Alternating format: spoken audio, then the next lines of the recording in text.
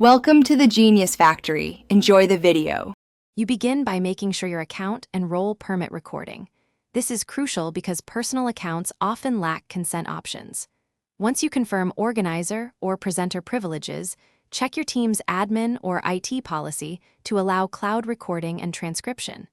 Now start the meeting or join the scheduled session and locate the meeting controls at the top.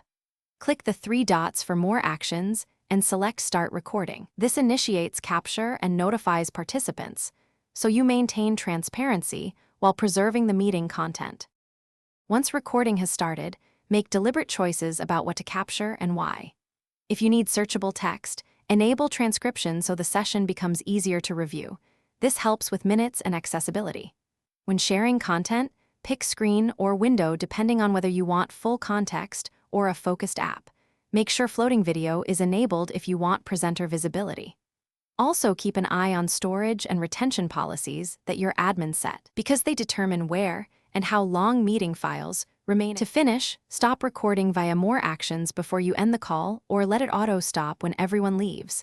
This ensures the final clip is exactly what you need.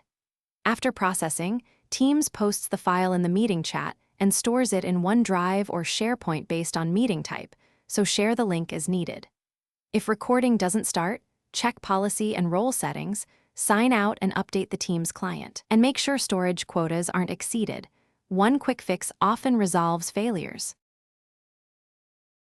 Thanks for watching. If you found this helpful, don't forget to like and subscribe.